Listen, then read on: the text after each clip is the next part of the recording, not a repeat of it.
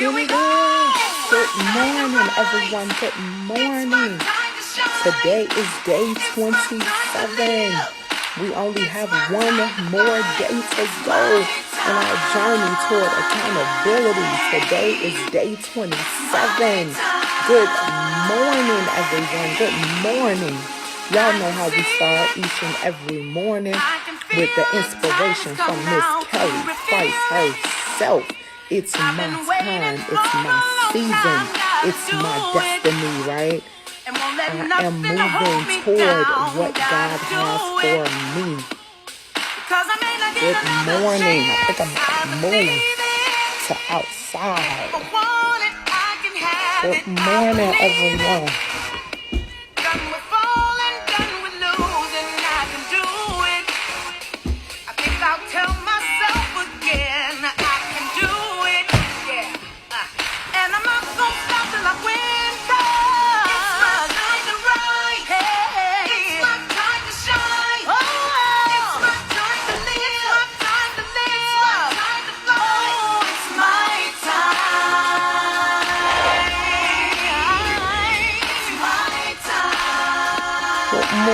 Good morning. Wanted to make sure I had a good connection. So I said, let me come outside. Good morning, everyone. Good morning.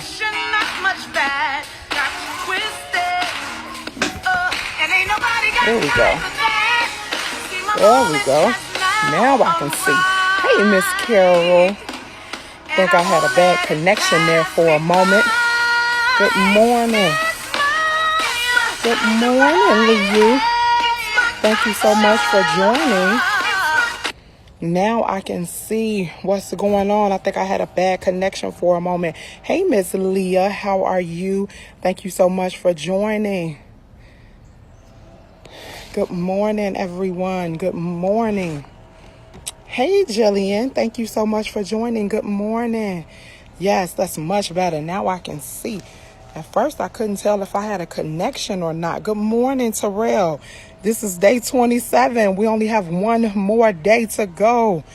Can you all believe it? We've made it. Each and every morning at 7:30, we've made it. I'm so sorry that I'm a little late this morning. I had a little technical difficulties down here in Atlanta, but we are going to get this done. Nothing is going to stop me from making sure that I deliver on all 28 days. So, yes, today is day 27 and we only have one more day to go. One more day on our journey of accountability. So you know how we start each and every live. My name is Ebony Montshow, and I am a motivational speaker and accountability coach and the CEO of 360 HR Solutions. I teach entrepreneurs, leaders, and influencers how to build success. And I do that by helping them to create structure, to develop processes, and then to implement solutions that are sustainable. So it is day 27. And I am so excited about our journey. We are talking about today getting comfortable, asking for help. Today we are talking about getting comfortable, asking for help. Jillian, no, it's not cold, but it's definitely not hot, Atlanta, right? It's 8:30 in the morning here. Feels like it may be about 65, maybe. But yeah, so good morning, Ebony. Good morning, Aprecia. Thank you so much for joining. So again, today, I hope you have your pen, your pad, your notebook, your journal, whatever it is that you're using to take your notes for these 28 days. I hope you have them ready because today we're talking about getting comfortable, asking for help. How do we get comfortable in our journey for asking for help? And then if you could like, love, and share the video. We are down to the wire. Like, love, and share. If you haven't subscribed to my emailing list, the link is in the description of this video. Make sure you do so, because even after this journey is over, I'll still have tools and tips that will be shared, that will go out to everyone. And then also, if you haven't had an opportunity to watch the previous 26 days, you can subscribe to my YouTube channel at at Ebony Mont Show, and you'll be able to find all 26 days of the journey listed on my YouTube channel. I uploaded every live video for your viewing. So let's talk about getting comfortable with asking for help. So in the United States, that's where we live, right? In the United States, asking for help is pretty much taboo.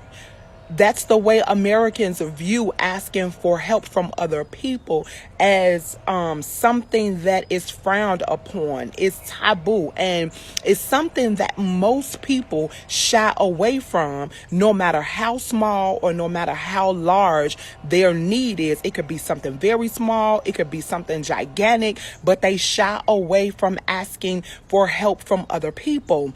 And as American citizens, right, we have a very unique, individualistic way of thinking.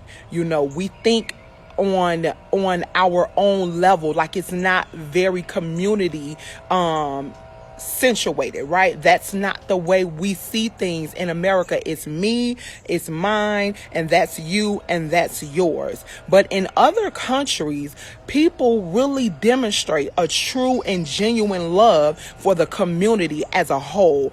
In my research, I read that in other countries, people will set a chair out in their driveway, and then just by happenstance, other people will just begin to just come with their chairs and just sit, right? Neighbors don't call first to say, hey, I'm coming over. They just show up. But in America, no, baby, if you pop up at my house without letting me know first, you may not get in. And even if you have a key, we tell people, look, baby, just because you got the key, that's for in case of emergency.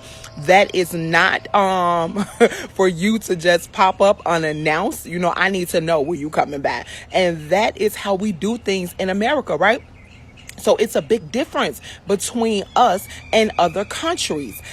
And we view asking for help as a sign of weakness. But I come today to let you know that asking for help is not a sign of weakness. It is actually the best practice for resolving problems and accomplishing goals. And so, you know what? I get it. I really do. It is difficult asking for help. You know why? Because it makes us vulnerable, and it makes us open to rejection. And most of us being vulnerable is not a trait, it's not a characteristic that we want to possess. But we talked about being vulnerable and being open a few days ago, right? And how important that is in our process and in our journey for changing ourselves from the inside out. And then that means we have to be open to rejection, because sometimes when you ask for help, you may find a person or two who may say no. And some of us can't deal with that word no, right? But contrary to popular belief, many people, they don't mind answering questions. They don't mind brainstorming with you. They actually don't mind helping. That is our own internal mindset around asking other people for help. That is not necessarily driven by any of our own experiences, right? So when you start to ask other people for help, you will find that there are far many people who don't mind giving you a helping hand. Now, as entrepreneurs, I don't know how many entrepreneurs I have out there. As leaders, and even if you are a leader in your professional life or a leader in your personal life, if you're a mom, if you're a head of household, if you're a wife, right? That means you are a leader. You may be a role model in your church, in your community. That means you are a leader. If you are an influencer, if you have any kind of influential power over someone else, that means that you, my friend, you, my sister, you, my brother, have to get comfortable with being in a state of vulnerability. I'll say that again. You have to get comfortable with being in a state of being vulnerable. with vulnerability. If we want our own lives to improve, if we want our businesses to thrive and grow, if we want to become more knowledgeable about a subject, about a particular industry, what we have to do is be willing to acknowledge that we don't have all of the answers. And I know for some of us that is difficult. It's hard for us to acknowledge that we don't know it all. And I said before on a live that a CEO of a company, a president, an executive director that is successful is one that recognize and realize that they don't have all of the answers. So they go out and hire, they onboard, they bring people on their teams that have the things that they don't possess. So that way they can then be successful in their empire, successful in their industry. So it's important for us to acknowledge to ourselves, because other people don't think they don't know. When you start talking about something that you aren't knowledgeable about, they pick it up, they whisper it on the side. Girl, she knows she don't know nothing about that, right? So it's important for us to be okay with saying, I don't know that. I don't know how to do that. I don't know everything, right? I'm not knowledgeable about marketing. I don't know anything about sales funnels and creating email sequences and things of that nature. I'm not Ebony. I'm talking about Ebony right now. I don't know anything about those things. So if we just take a moment, right, and be completely honest with ourselves, we can say that after we completed our self-evaluation, our self-audit, because that's something on this journey that we've talked about, so we should have those things already completed. We should have already identified a certain pattern in our lives, right?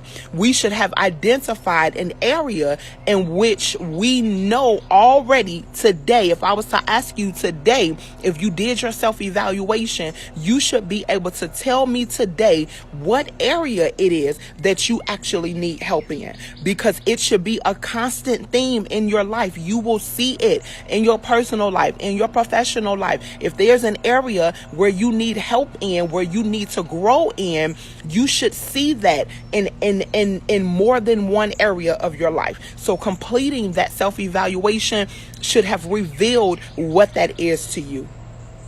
Now, there is something else that's more knowledgeable, and asking for help gives us more awareness than what we really think that it's going to do. It's actually a time for us to learn and for us to grow. That's what asking help is all about. It's about us learning, us growing, us stretching ourselves past what our comfort zone is. And it puts us in a place of the unknown, right?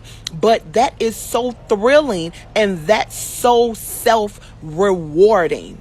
You know, when we are able to walk away from someone with another, as they say in the street, another eighth of game than what we previously had, then that means our capacity for learning, our awareness, our knowledge base has increased by just that much. And that's what we have to think about when we think about why we're asking for help.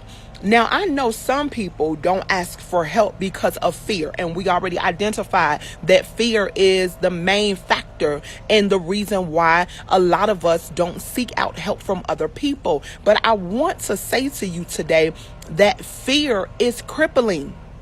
It stifles you and it stunts your growth.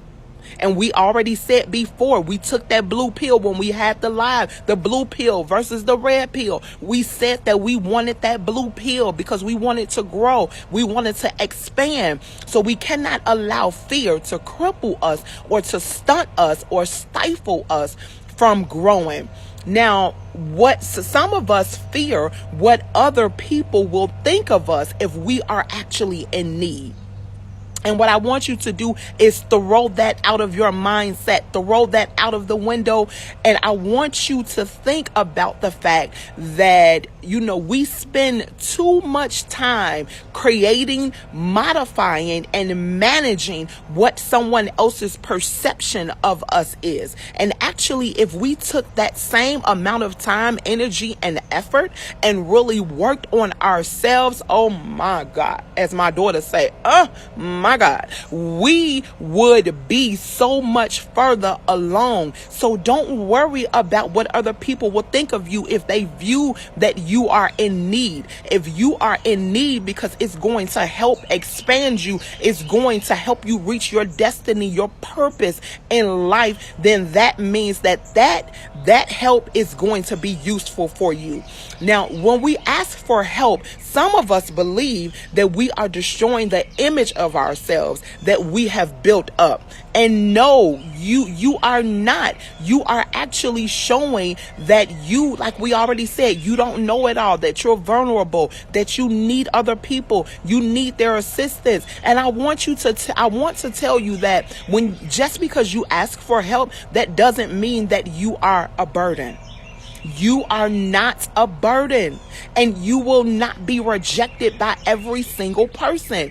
And most often than not, we actually overestimate how much of a burden we really are. We overestimate how often other people will reject our cry out, our request for their help. And if we could ever get to a place where we could see beyond our own needs, if we could ever get to a place where we could see beyond our own emotions, if we could ever get to a place where we can see beyond our own concerns, we would really be able to see how awkward it is, right, for other people to actually deny a request for help. It is really awkward for other people, right? Now, I know that some people are fearful for asking for help because we don't want to be in a position of owing someone else. And I know I've heard that before from people like, you know what, I'm not going to ask them for help because when I ask them for help, then that means that I'm going to owe them, and I really don't want to owe anybody. You know, I know that is part of it as well. And the fact that we want our relationships to be properly balanced, and we feel like asking people for help really shifts that power balance into the other person's favor, right? We believe that once people begin to help us, then we will be forever indebted to that individual. But no, that is untrue. That is so far from the truth. People are actually wired to be helpful. You just have to learn who to ask, when to ask, and how to ask, right? We have to learn who to ask, when to ask, and how to ask. We have to tap into our spiritual discernment, right? That's why we talked about it's important. See, all of these things are connected. We have to be spiritually aligned, so that way we know that when God leads me to Jillian, or when he leads me to Rashana, or when he leads me to Terrell, I know that he's leading me to those individuals because that has already been predestined. He has already put it on their hearts, right? And they know that someone is going to help. Someone is going to cry out to them for help and for assistance. So they'll already be in the position to give. So we have to make sure that we are praying and asking God to lead us to the right individual who is going to help us.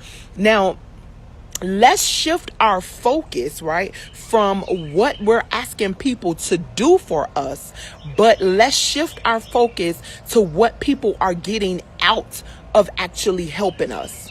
And there is a ton of research that has been done that shows that what people do for others is actually more rewarding, and it gives them a bigger boost of self-esteem than actually being helpful, than them needing help themselves. And so there it is. You know, I want you to get this. People actually like helping. They really do. And so when we ask for help, what it does is it forces us to grow. It forces us to grow. If we're in a position to ask for help, that means, think about this, that means that you are growing, you are developing, and you are being stretched. Because if you were in a place of comfort, right? If you remain in a place of comfortability, then that means that you don't have a reason to ask for help. You're not learning anything. You're not advancing your skill set. You're not advancing your knowledge base. If you are already at a level that you don't have to ask anyone for help, that you don't need anything, you don't need any assistance, you don't have to tap into someone else's resources in order for you to grow, then that means you may want to think about where you are in life right now. You might want to think about that, because the world is always evolving, which means that there is always something new to learn. There is always a new technology. There is always something, another technique another tool that we don't know about, that we can put in our personal toolkit. That way, when it's time for us to use it, we have it and we can pull it out. Now, you are growing every time you build trust, and every time you form a stronger bond with another person. That is growing. And the more comfortable we get again with our own vulnerability, then the more we grow as a person. Now, I have 3 things for you, and then I'm going to get out of here. There are 3 scriptures that show that when we ask for help, it is actually ordained by God. And for those of us that want to make sure that we're walking in the way of God, then we want to make sure that we follow what his word says as much as possible. So I hope you have your pens, your pads, your journals, your notebooks ready. There are 3 scriptures that show to us that when we ask for help, that is actually ordained by God. The first one is, God wants to acknowledge every one of our needs, y'all. He wants us to acknowledge it and not hide from it. And we are free to seek help. Even we are encouraged in God's word, and we are even commanded to do so. Check out Genesis 2:18 for me. And in there it says that God said that it is not good for man to be alone. He was going to make a helper that was suitable for him. And yes, in that time period, he was talking about making Eve for Adam. But in the global context of that thing, that means that he never wants us to be alone. He wants us to have someone that we can call on when we need help. Right? And he said that his own creation was not complete until he had built it in a way for people to give and to receive help. So it has always been his design for us to need help and give help to each other. Number 2, God wants us to help each other in our times of struggle. Check out Galatians 6:2. Galatians 6:2. We talked about already Genesis 2:18. Check out Galatians 6:2. And it says, bear one another's burdens. And that fulfills the law of Christ. When you bear one another's burdens. So when you ask someone else to help you bear your cross, help you bear your burden, what you are doing is giving them an opportunity to actually serve God and to share Christ's love with you. So when you find that you are weak in one area, right, call on somebody else who is strong in that area. Call on them for help, because you're giving them an opportunity to exercise their God-given talent. You're giving them an opportunity to exercise their God-given gifts. See, that's what we're talking about on this journey of accountability. You have to shift your mindset, shift your way of thinking. Yesterday, we talked about being a possibilitarian. And in order for us to look at help in a different way, we have to shift the way we see things. We have to shift the way we view them. So God designed us to work together. and for us to help one another succeed and be successful. We are not supposed to function as isolated individuals, y'all. We are supposed to ask for help, and when we do, we are honoring God's purpose and gifting us to be different. That's why we are all different. That's why we aren't the same, because that allows us to help one another. What I have, you don't have, so I can extend that to you. What you have, I don't possess, so I can glean something from you, right? So when we look at asking for help through this lens, through the lens that we are allowing other people to utilize their God-given gift, their God-given talent, then we should no longer see it as us placing an undue or unfair burden on somebody else. We should no longer see it as, I don't want to bother her. I don't want to lay my issues, my burdens. I'm fearful of rejection, because we are looking at it as if we are giving people the opportunity to utilize their God-given talent. Now, the last one, number 3, is that God desires to fill us with his provision and with his grace when we are weak. Check out 2 Corinthians 12 and 9. Check out 2 Corinthians 12 and 9. It says, my grace is sufficient for you. My grace is sufficient for you, for my power is made perfect in weakness. Sometimes we may think that God is tired of us asking for help, right? Sometimes we think that God is tired of seeing us over and over and over again, because we are always down on our knees crying out, Lord, help me get through this. Help my unbelief, help my wayward child, help my finances, help my health. We are always crying out to him for help, but that's not true. He never gets tired of us, because we are his children, and he already said that his grace is made perfect, is sufficient for us, and his power is there for us when we are weak. So it actually warms his heart when we come to him for help. He is our Father, y'all. He is our strong tower. He is our comforter. He is our deliverer. He is our refuge. He is our strength, right? So he longs to meet our needs. He does. He longs to meet each and every need that we have. So it's simply not possible that God intends for us to just push through on our own without calling on his grace and his compassion. He doesn't expect us to walk this journey alone. I'm sure many of you have heard that if you take one step, then he will take 2. I'm sure many of you have read the footprints in the sand. And the most important part about that was, God, when I looked in the sand, I only saw one set of footprints. And what did God say? That was because in your most trying moments, in your most trying times, when you needed the most help, the reason why you only saw one set of footprints, and that is because I was carrying you during those times. So God wants to be our refuge. He wants to be our help in the time of trouble. So as I leave you today, I say, maybe you don't feel like you deserve help. Or maybe you may think it may be somebody out there who feels like you can handle all of your problems on your own. Or maybe you may feel like it may be somebody out there who feel like you don't think that you can ask for help, because maybe you feel like you've caused your own problems. You've made mistake after mistake after mistake. So now you feel like your past is just paying you back from all of the mistakes that you have made. But I want to remind you before I leave today that it is the devil's job to keep you from asking for help.